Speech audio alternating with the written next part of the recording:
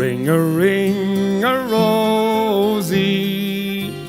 as the light declines, I'll remember Dublin city in the rare old times. Raised on songs and stories, heroes of renown, the passing tales and glories that once was Dublin town. The hallowed halls and houses, the haunting children's rhymes, that once was Dublin city in the rare old times. Welcome to another episode of The Lock-In. I'm David Lappin alongside King of the Bonnington, Dara. Yeah, where's my crown, David? I thought you'd arrange a crown for me to walk around and tell everybody that I've cashed here more often than apparently any other poker player ever, which is my not proudest achievement in poker. I will try to schedule a visit to Burger King during this trip just to get one of those novelty crowns so you can strut around the area that you are dominant over. Anyway, we are here in the Bonnington Hotel for the European Deepstacks as part of the Dublin Poker Festival. I'm delighted to say that Unibet qualified quite a few people for the main event here, so we're looking forward to meeting those qualifiers and railing whether they go deep or not. Dara, you are, as mentioned, obviously a dominant force in this area, and you sort of executed that dominance last week at the ACOP, the sort of smaller buy-in but probably bigger field festival that happens the weekend before traditionally the European Deepstacks. Yeah, had a very good day one. Actually got through with an above average stack for once, although I guess the app just couldn't believe that I had above average. They reported me as one of the shortest stacks. Oh. Which obviously everybody believed, so as I was walking in, everybody was like, oh, you've your usual short stack, and I was like, no, I'm actually above average. I think they all thought I was doing a trump, let's say. But yeah, and day two was really a real roller coaster. Like, I started really fast. I more than doubled my stack early on. Found myself very short in different spots, rallied back, and then with 13 left, I just lost a massive, setup. Ace King against Ace Queen against Big Mick G, who went on to come second in the tournament. So that kind of illustrates that's the point where you want to be holding. But the tournament ended up being won by James O'Brien, one of the most consistent performers on the Irish circuit as well. Another guy who does it for the older demographic, let's say. And I guess that's kind of been the story of the festival so far. The older players are performing very well. Annette Carroll won the ladies, of course. And yeah, well, to pick up what you said there about Big Mick G, Mick Graydon obviously coming second in that ACOP, he followed it up with his first ever cash in his first ever 8-game tournament. He pointed out that he was the first to be eliminated from this tournament, but it was a re-entry, so his second bullet brought him to overall victory. So a second and a first for Big Mick G, one of the great players in Irish poker. I would say arguably the best online player during a period of like maybe 2008 to 2012, where he was supernova elite. He was dominating the sit and go sphere, and yeah, just one of the top players from then. Not to say that he's not still a great player now today, but these results obviously show his class. Yeah, I mean, you said it was his first mixed game tournament, but that's really kind of down to that they just don't run in Ireland, and Mick doesn't really travel anymore. I was talking about that, and he has played quite a bit online of the mixed games. So his first live mixed game. Yeah. First live 8-game, very good. And Dara actually had a spin in that 8-game as well. Did you catch that one? No, I didn't. I went out. I got nip rolled by in Quinlan on the final bubble. It was the hold'em round. He opened the button off 20 bigs. I shoved the big blind with a lackluster ace and got nip rolled by ace jack off. Scumbag. Aidan Quinlan obviously will be in the mix here. You might remember him from the last video we made, the last sort of vlog style lock-in from Barcelona. He had an 8th place finish, I believe, in the Omaha the same one that Ray Wheatley came fourth in. And I must now take this opportunity to issue a correction. Our good pal Ger Keenan, who was on that Barcelona trip, he featured in a bit of the footage that we took for that. I said he came fourth in that opener event. He actually came eighth, and he was very concerned about it being suggested that it was false advertising or false bragging, or that he was conning people. So we want to make sure people know Ger actually came eighth. Solid performance nonetheless. Very solid performance, yeah. Just to be clear, Ger was fourth in that tournament. Was he? I think so, yeah. That's what we reported anyway. Oh, so we just get to say whatever we want happened, and exactly, that's fine. Yeah. This is the world we live in now. Yeah. Facts don't matter anymore. We're in a post-fact universe. We just all decide what we want to believe.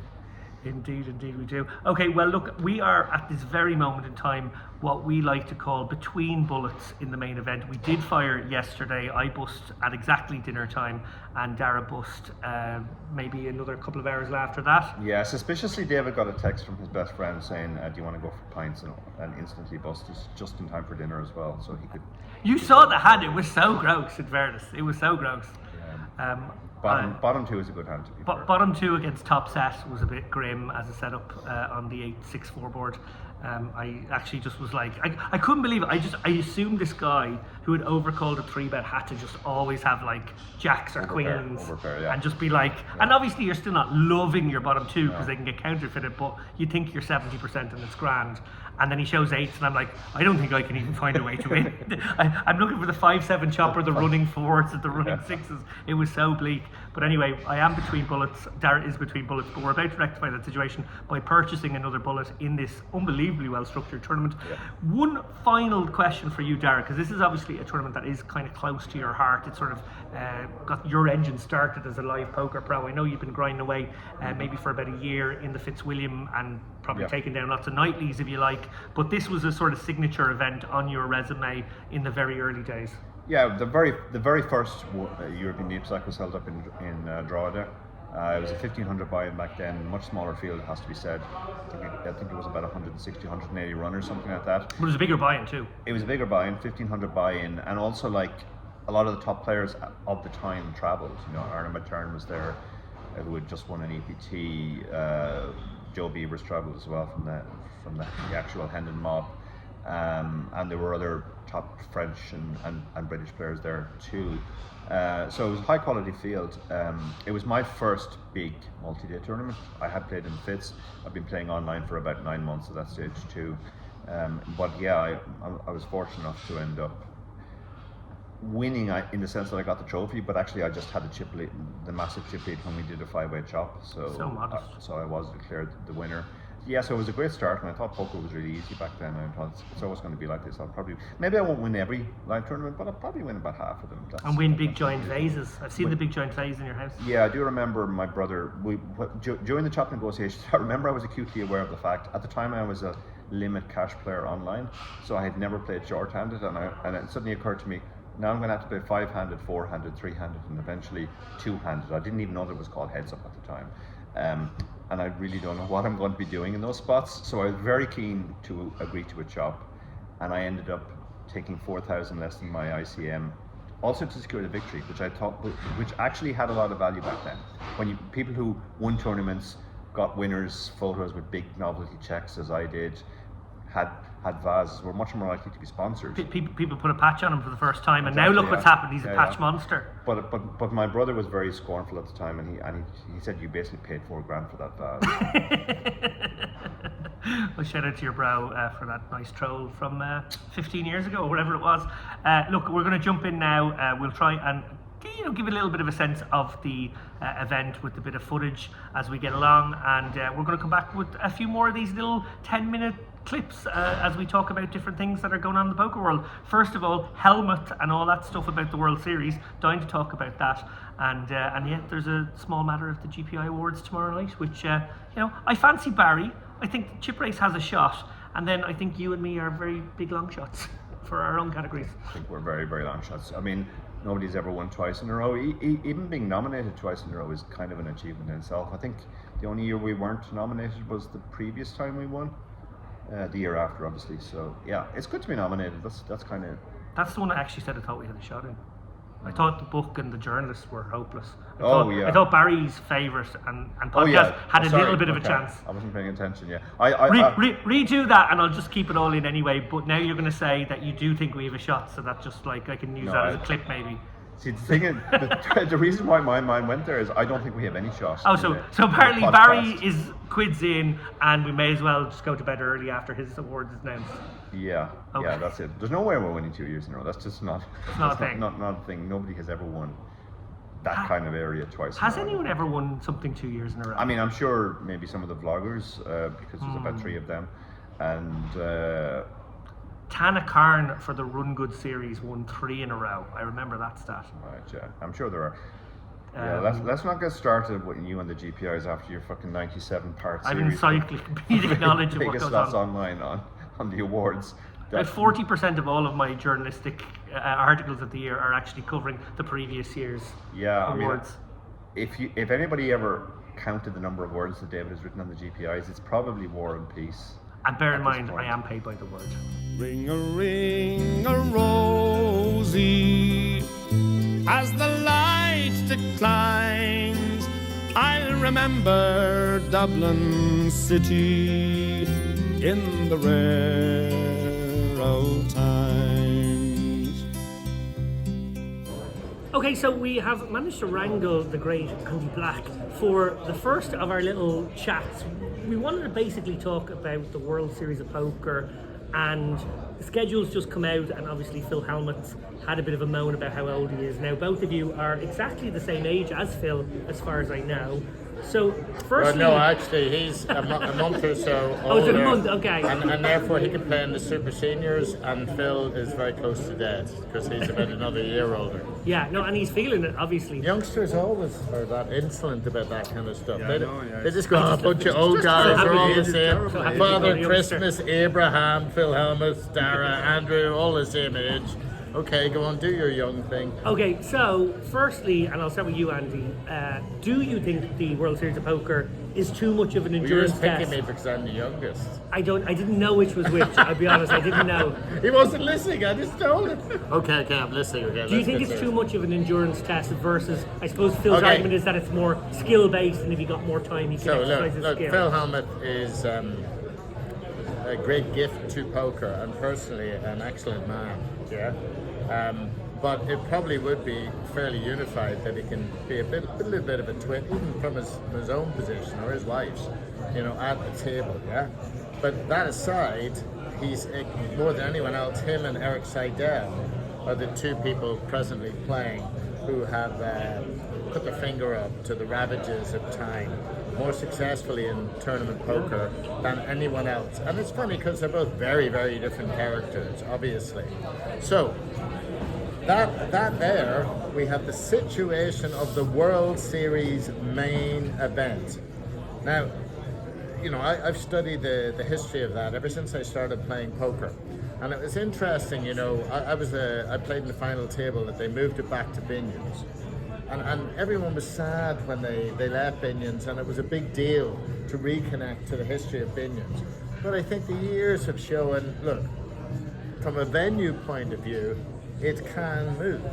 It's a little bit of a thing, yeah? But it can move. So we can live with that, yeah? So now we're down to this length of time. Now even up to a few years ago, they'd often play days until early in the morning. Yep. But now that's become much more rigid. They finish at a certain time. It rarely happens, if at all, maybe on the second last day or third. But even then, it's organized so it doesn't happen. It's a long tournament, yeah? So we're now down to the actual length, not so much the length of the days, but the actual fact that it's 9 or 10 days of play, right? One, it's the only tournament that is that long. The longest apart from that is maybe 7 days or something like that, yeah?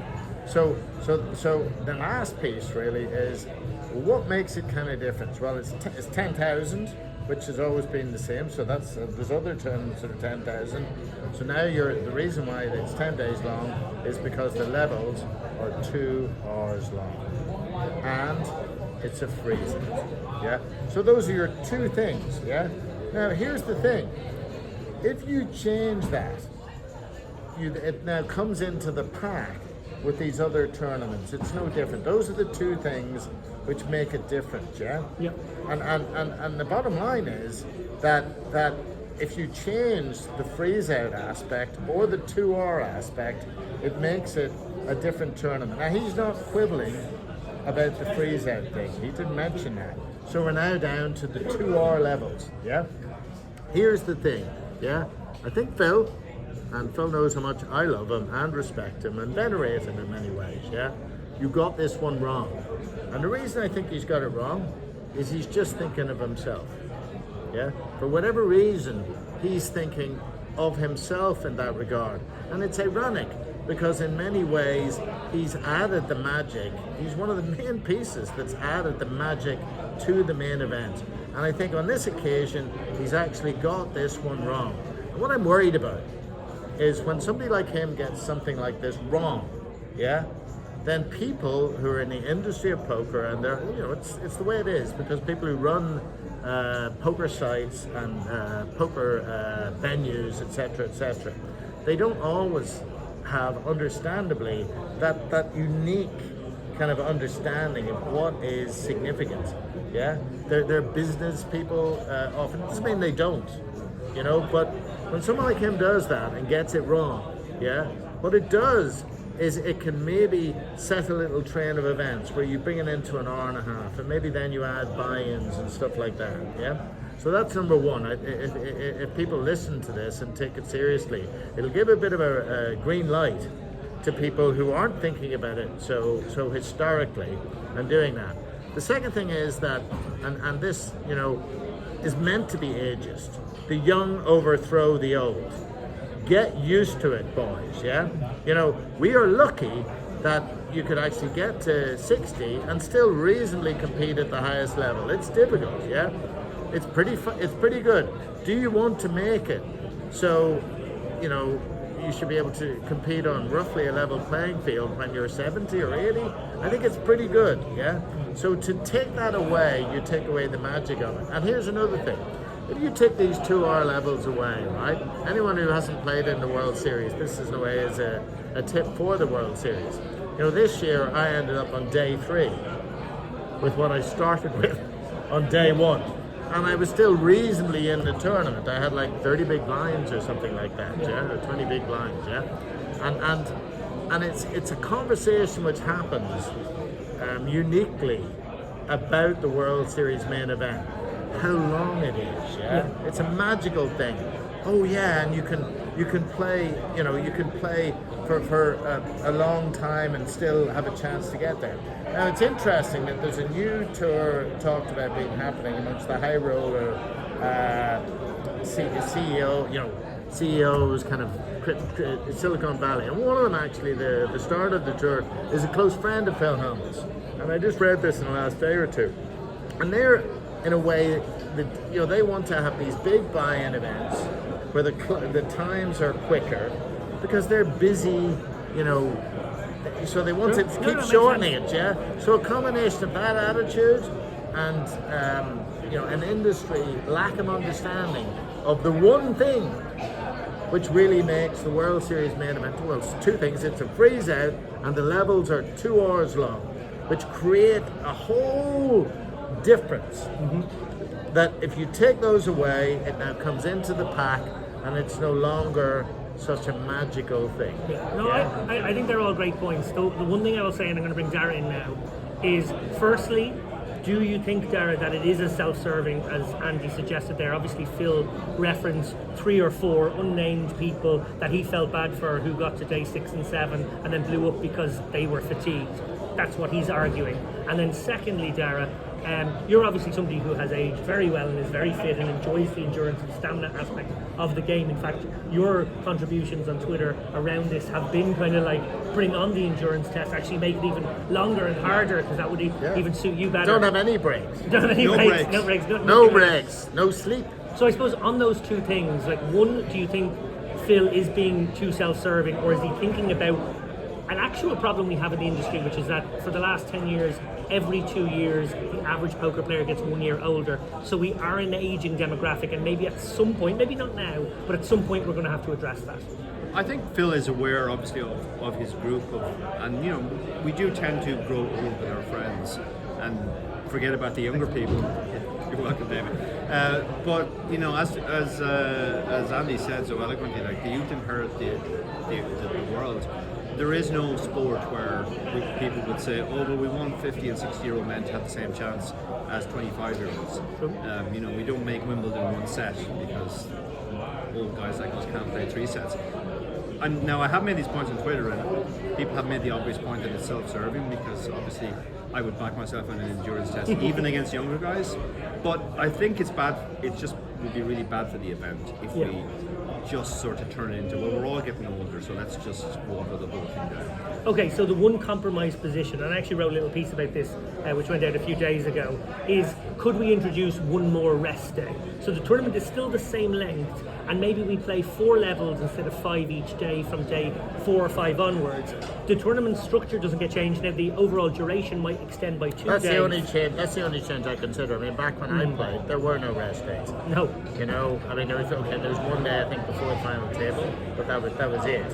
Yeah, now after the introduction of all of the different flights, yeah, maybe. But I sort of, if you do that, then there's a downside in that it now makes it like 11 or 12 day tournament. So the people who can, essentially, if you want to get to day 4, so more than half the people playing the final flight, then you could take your 5 or 6 days off to get to the money, which it gives everyone an opportunity to play, if they're busy, to take the last day off, carve out 4 or 5 days, and then, hey, I'm in the money, they can get those extra few days off. But interestingly, some of the times the ideas from this, the fact that this guy is a friend of Phil's, I can't remember his name, but he's a big businessman. Chama, yeah.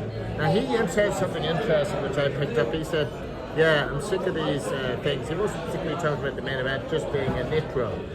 So I think what he's doing is he's gone, I'm a busy guy, I like the action fast, and I don't want it to be, he's thinking a long thing is a nit roll, and I think that what that does is it crushes the little guy, because the amount of joy a lot of people get, and this is in a way just making day 2,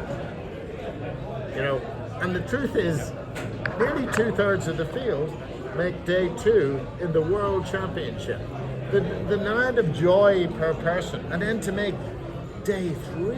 Right? And they're still not in the money yet, because you don't get in the money until the end of day 3, the start of day 4.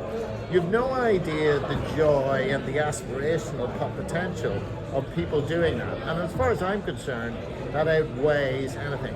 Maybe another rest day sort of later in the tournament, but beyond that, I fear that these could be the thin end of the wedge, and start making other people will make bigger changes, like making it not a freeze out, or making it a faster structure, both which would be unacceptable. So I think, in a way, I'm only prepared to talk about these other things once we've battened down. Once it Phil, you kind of think about it and say, no, I have no intention of reducing this time to below 2 hours. I'd like to hear a statement from that. Well, look, I think we're largely in agreement there. We can probably tussle over whether there's one extra, rest day in there somewhere along the lines, if we extend it to, or if we reduce it, if you like, to a 4-level day, and that adds some days to it. Maybe that's all up for grabs, but I completely agree with you. I think we're all in agreement. The 2-hour clock is what's kind of special about the tournament. We don't really want to lose that. And look, also, Phil, you're only going from, California. Think of all of those Northern Europeans and other people like that who are traveling from all the way around the world. It's special. It's special because of people like you. It's special of all the magic you've brought to it, all of the buzzing up you've done to the idea of the world event. Maybe you've just had a senior moment and forgotten what deep down you know, that you need to keep the 2-hour levels. My name it is Sean Dempsey, as Dublin as could be, born hard and late in Pimlico, in a house that ceased to be.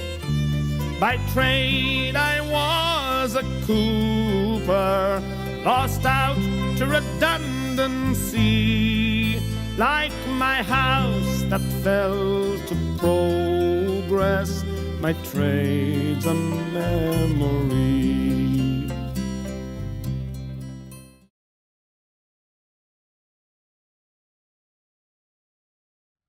Okie doke, so we're both on our way down for our day twos. As you saw there, we both bagged up last night, but very sad news in the world of poker, compounding actually some other sad news that came a few days ago as well, the passing of Ellie Nixon, something that we want to actually acknowledge on the next chip race. We didn't feel like this was the appropriate show for that, so we are going to pay tribute to her on the next normal show. But we just heard, Dara, that Colette Doherty, a kind of legend of old school Irish poker, she won the first ever Irish Open. She won it a second time in 1991. She played the main event, I think maybe one of the first or second Irish people to do so, in maybe 82 or 83, somewhere around then. And I know you played with her a little bit in the Fitz at the start of your career. I actually never played with her myself. Yeah, I played with her in the Fitz, as you said, at the start of my career. She was reasonably regular in there when I used to go in. First year I was playing poker, I used to play 3 or 4 nights in the Fitz, and Colette would be in there quite a bit. She did stand out in the memory as like much more aggressive, let's say, than the profile of older lady would suggest. Very good at spotting weakness, pouncing on it basically. Using the image kind of thing. Yeah, anytime the flop checked through, there was always a bet coming on the turn from Colette, irrespective of her position and what the board was. So yeah, she was one of the first players Terry Rogers brought across when he started, when he introduced poker to, not just to Ireland, but to Europe, Hold'em poker, and kind of quickly recognised that Colette was the right type of player to exploit Americans' perception that ladies played very tight. You know, she definitely played against type, so she was a very good choice to bring over. Obviously, she's 2-time Irish Open champion, so she definitely knew what she was doing. And yeah, you know, very sad. Two great ladies of poker in these 2 islands, very different ages, passing in recent weeks. Colette kind of, I guess, was the grand old dame of Irish poker in the sense that she sort of typified, first of all, the way Irish women play, which is not the way people would expect. You know, we have other legends like champion this week that we already mentioned, Annette Carroll, and that's very much in that vein as well. So yeah, obviously sad news. Yeah, really sad news, and obviously our thoughts go out to friends and family of Colette. Some nice tributes I see coming in. Irish Open Twitter account and website did a nice tribute to her. Obviously they have that kind of long-term connection with her, as the Irish Open and her are kind of synonymous in a way with her being the inaugural winner.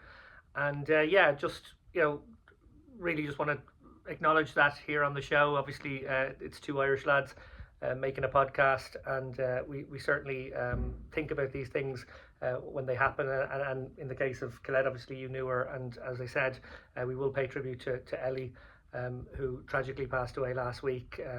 You know, again, thoughts going out to her family and friends at the moment, and yeah, look, on that note, we're going to head down now and play, but just wanted to acknowledge that now.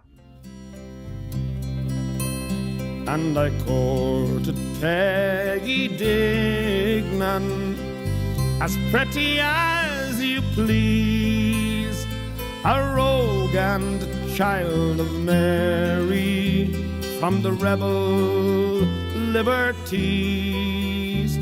I lost her to a student chap with skin as black as coal, when he took her off to Birmingham, she took away my soul. Ring-a-ring-a-rosy, as the light declines, I'll remember Dublin city in the rare old times.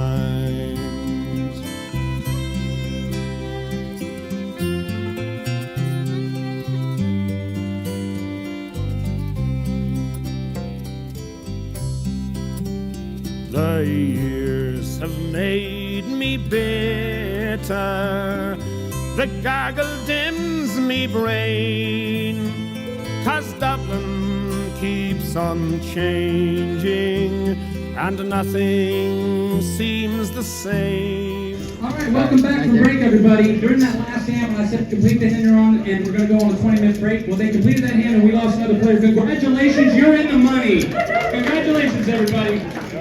All right, we do not have to do a hand-for-hand process, is what that means. We're going to just go right into dealing 10,000, 20,000, 20,000 dealers in the European Deepstack. Shuffle up and deal. Pillar and the Met have gone, the Royal long since pulled down, as the grey unyielding concrete makes a city of my town. Ring a rosy, as the light declines, I'll remember Dublin city in the rare old times.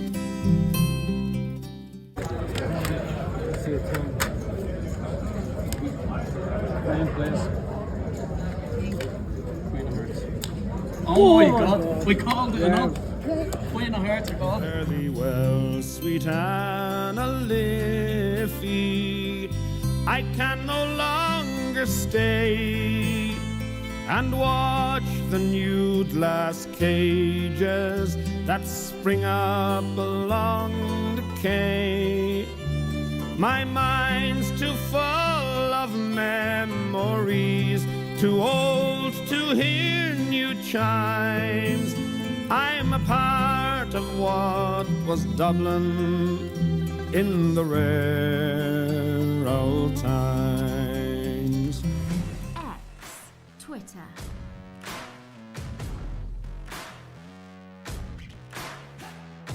Barry Carter.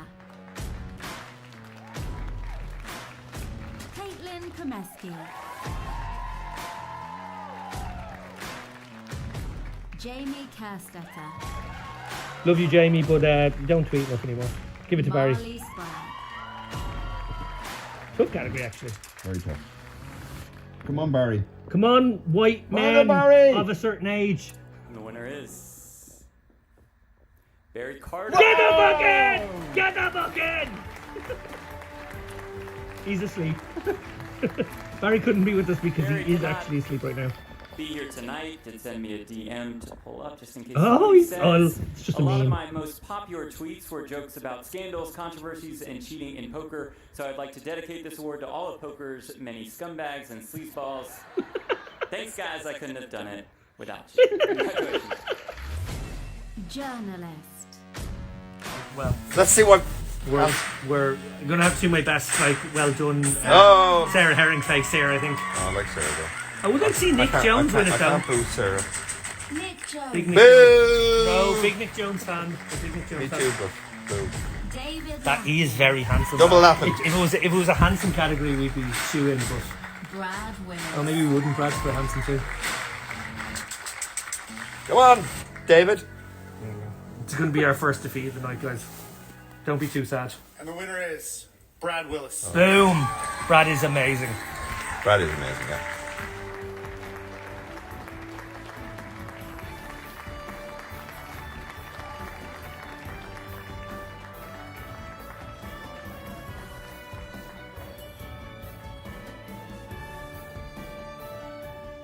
Those nominees that I was nominated with are all so great, whether it's Nick Jones, my friend David Lappin, or Sarah uses the phrase ride or die.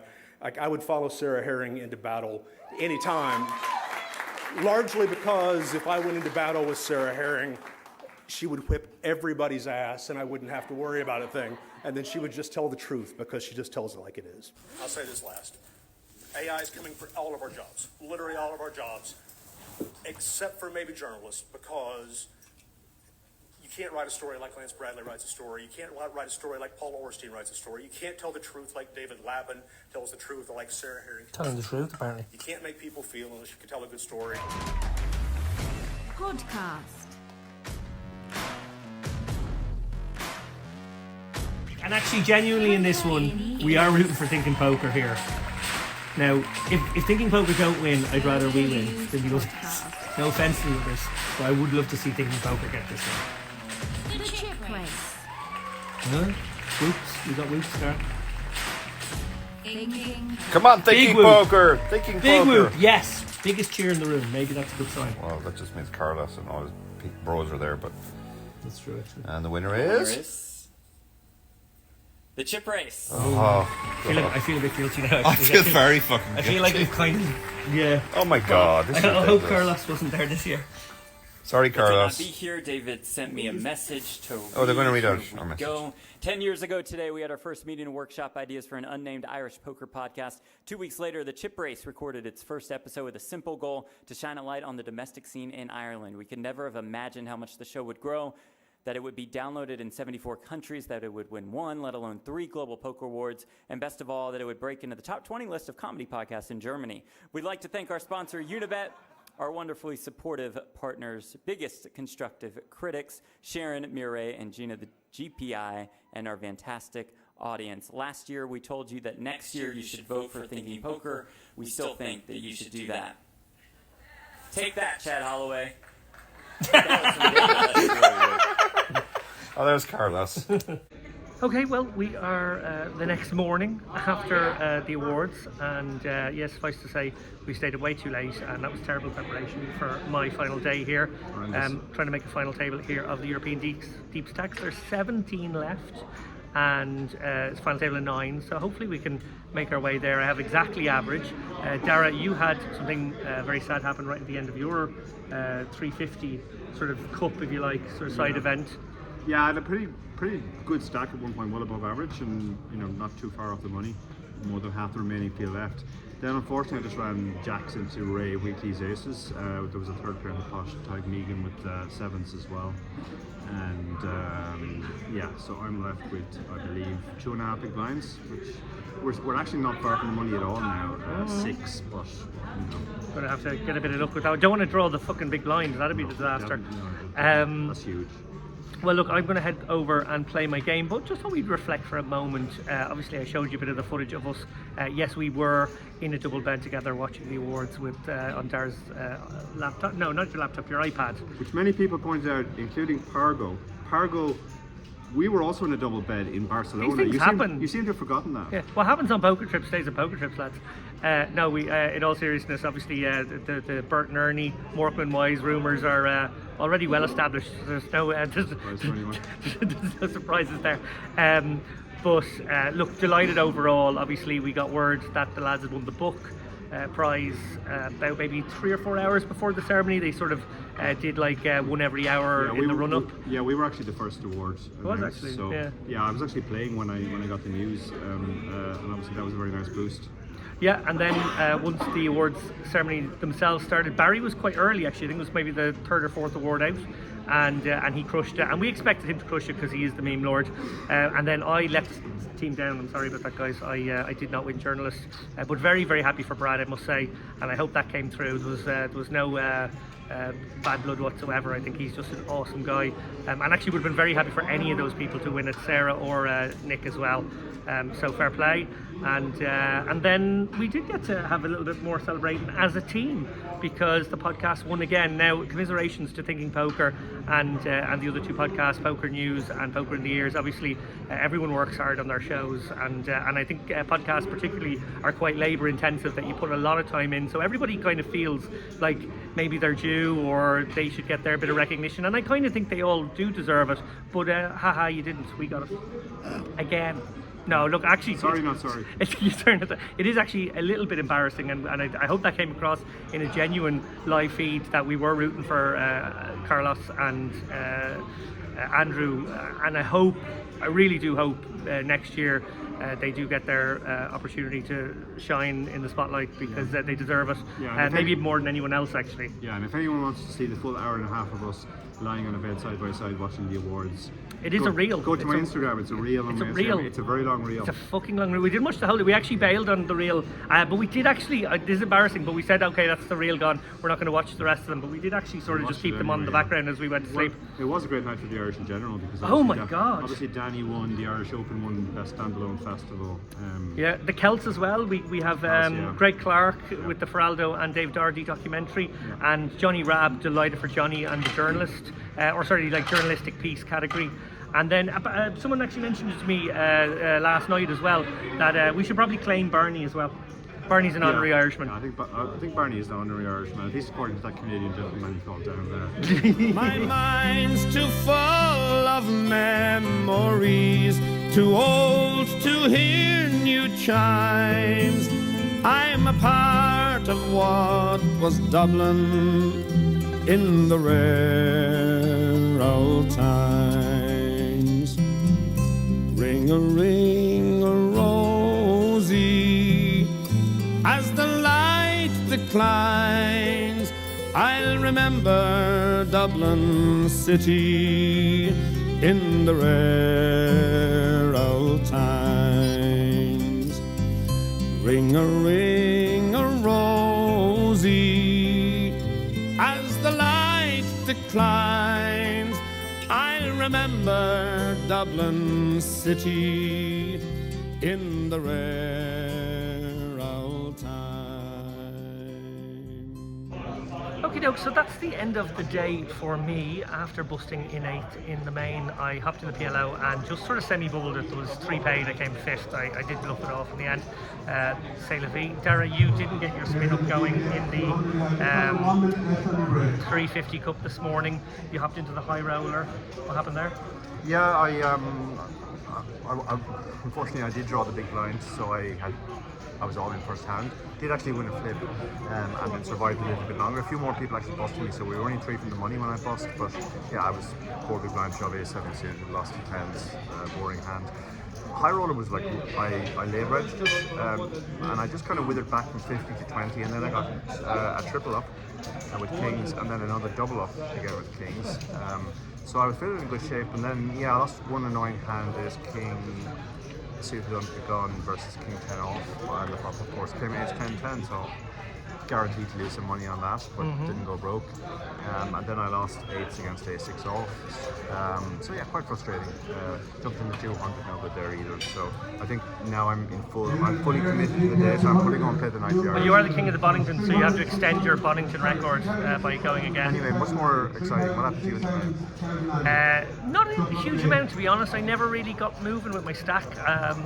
As per the little sideline interview you did with me, I just sort of maintained for a long time, and then I had a tough spot against Stephen Keogh where I had ace-7 of spades. The board came queen, jack, 10, 2 spades. I c-bet, obviously I can have ace-king, so he can never raise there. He calls. Turn comes a 7. I actually checked back here, even though I could go big and sort of really rep it over 3 streets. I decided to check back, and then on river it actually paired the 7, so I kind of backdoored a really disguised strips, and then he led at me for like 65%. Didn't feel like I could extract value there, because actually the dynamic was kind of weird. There was a guy in the big blind in that hand who only had just a bit more if he wanted to reopen the action, and I thought it was possible that Stephen could actually flat the monster there, so I just flatted the a7. Didn't think there was any value to really seek, and I was lucky I didn't, because he had 8-9 for the bottom end of the straight, so that took a big chunk off me. Then I got lucky to survive. I shoved king 8 into ace-8, river to king, but I was still the shortest stack going to the final table, and there was one bust out before me, but I was the next to go in 8th. If we take a look, actually, speaking of final table, that's it over there. There's 3 players left, one of whom is Aidan Quinlan, and he's battling away with Stephen Keogh and another gentleman who I actually don't know, but he said he was Brazilian. Yeah, so, I believe he's Brazilian. Yeah. So two of my students or ex-students down to the last 3. Yeah, obviously I'm ringing with Stephen because, because Quinlan's a scumbag. Quinlan's still in the bad books for being a slow roller, but dirty slow roller. Also want to give a shout out over our shoulder there, if you can see in the distance, is Jason Tompkins, former firm member, is heads up in the 350. That's the 350 that you played at the beginning of the day. And then over here is the final table of the high roller, which includes people like Mark Buckley, Big Nick G, the Crane is there as well. And yeah, those lads are battling away for a pretty decent prize, actually. I think up top of the high roller, have they maybe like 12k up top, something like that. Could be a tasty one. Dara's gone off to find out. 16k. There we go. Thanks, Dara. Good on the spot reporting. Look, on that note, unless Dara gets a spin going in the Irish final Wither Bowl comp, which I might try and take some footage of, this might very well be the end. Thank you so much for tuning in. I hope you guys enjoyed the footage, particularly of the GPI stuff. We're obviously all delighted with that. And yeah, with this Dublin Poker Festival, European Deepstacks weekend, it's been great. Thanks, guys. Fare thee well, sweet Anna Liffey. I can no longer stay and watch the nude glass cages that spring up along the quay. My mind's too full of memories, too old to hear new chimes. I'm a part of what was Dublin in the rare old times. Ring-a-ring-a-rosy, as the light declines, I'll remember Dublin city in the rare old times. Ring-a-ring-a-rosy, as the light declines, I'll remember Dublin city in the rare old times. Congratulations. Thanks very much. Champion of Dublin. Yeah, well, Champion of Europe, actually. yeah. Aidan Quinlan, only 2 weeks ago we were in Barcelona and you were coming 8th in a PLO tournament for I think about 300 quid. And at that time, that seemed like maybe the pinnacle of your career. It was close. But now just 2 weeks later, what, 48 grand? 43 something, yeah. Oh, he did a deal. Yeah, we took off, just kind of chopped it, like, so we played for 9 basically. Like. Okay. Now talk me through the heads up, because I saw you had a massive chip lead and then I saw that you didn't. Yeah, he got the better of me starting off. We got about even, then we negotiated down a small bit, and I bluff caught once or twice well, and then the last hand was a bit of a cooler. He triples an off-5 top pair, top kicker, and called down. So nice. Well, congratulations, amazing result. Where's the belt? Belt's in the office, but it'll be in the car soon. So okay, well, I hope you'll take up wrestling. cheers. Thanks very much.